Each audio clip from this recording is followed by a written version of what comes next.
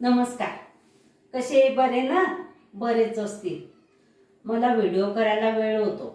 आता पोरांच्या परीक्षा सुरू आहे, त्याच्यामुळे माझा व्हिडिओ काही होत नाही. व्हिडिओ करणारा घरी नसतो आणि अभ्यास असतो.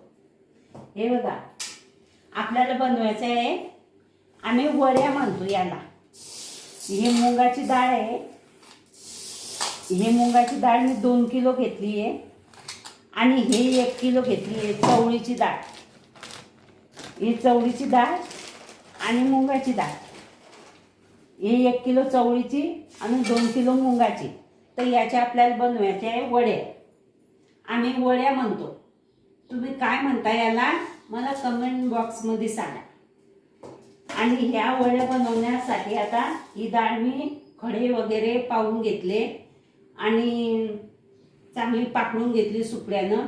आता आपण रात्री 12 वाजता आहे ना, 12-1 वाजता म्हणजे 12 ते 3च्या मध्ये मला केव्हाही जाग येईल तेव्हा मी हे पाण्यात टाकून देईन. तर त्याचा व्हिडिओ होणार मी पाण्यात टाकल्याचा. पाण्यातून काढीन मी सकाळी, तेव्हा व्हिडिओ बनवेल. रात्री 12 वाजता कोणी जागे राहणार नाही व्हिडिओ करायला, किंवा 3 वाजता. तर हे फक्त 5 तास भिजू द्यायची.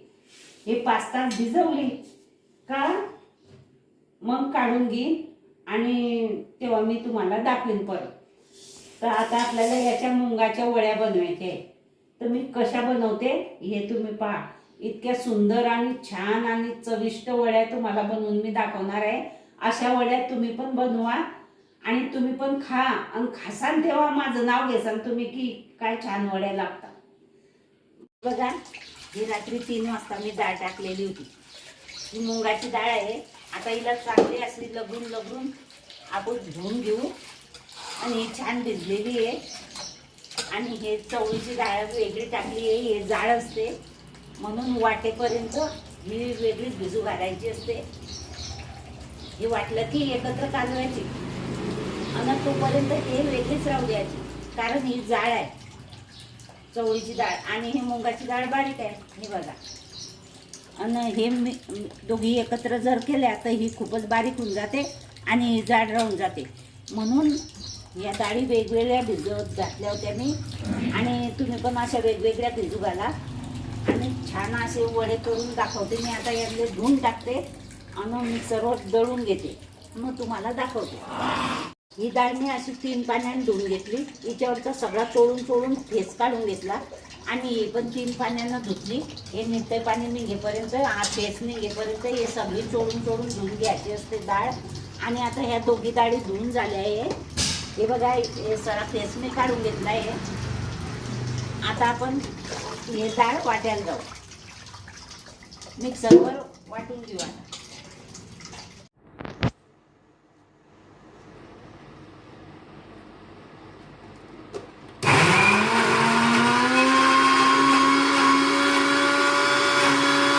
अशा प्रकारे आम्ही या डाळ, चवळीची डाळ आणि हे मुगाची डाळ अशी दळून घेतलेली आहे. हे शेवटचं मिक्सर आहे म्हणून तुम्हाला मी दाखवते. थोडी घ्यायची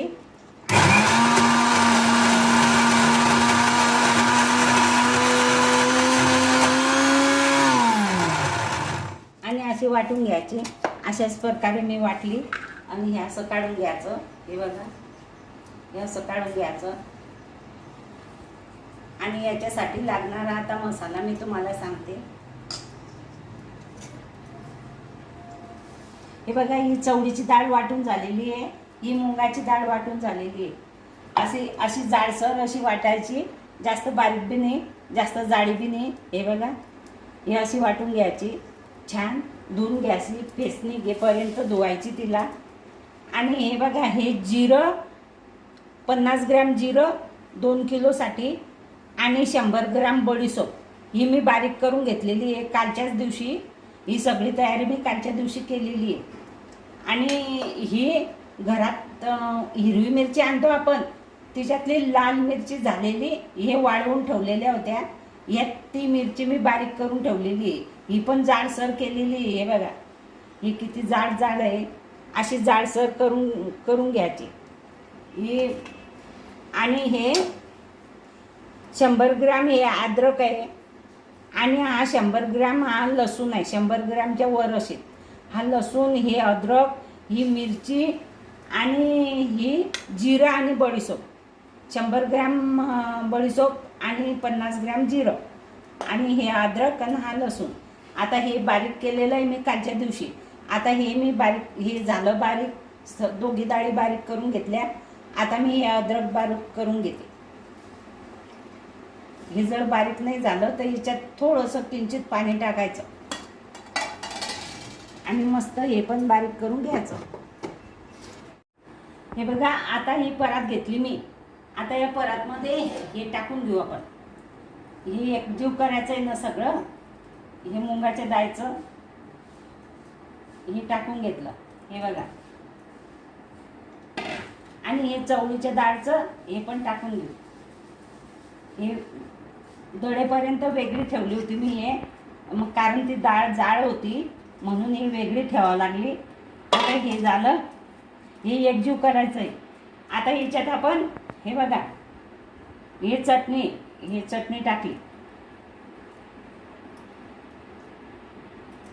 आणि हे बडीशोप आणि जिऱ्याचं पूड हे पण जाडं भरडं केलेलं आहे मी. हे बघा, हे पण टाकून घेते. हे बघा, हे पण टाकलं, असं जाडं भरडं करून घ्यायचं. आणि हे अद्रकचं पेस्ट हे पण असं करून घ्यायचं. याच्यात काही पाणी टाकायचं काम मला पडलं नाही. तुम्हाला जर नाही झालं मिक्सरमध्ये तर थोडं पाणी अद्रक लसूणमध्ये टाकायचं. मला काही पाणी टाकायचं काम पडलं नाही. हे बघा, पण ही डाळ वाटताना बिना पाण्याचीच वाटायची, हिच्यात मध्ये पाणी टाकायचं नाही. हे लसूण आहे, हे बघा. हे सगळं टाकून घेतलं मी. हा कोथिंबीर आहे बारीक चिरलेला, हा पण टाकून घेते. हे बघा,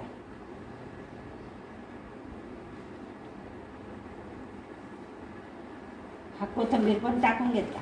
आता याच्यात मीठ टाकायचं राहिलं फक्त.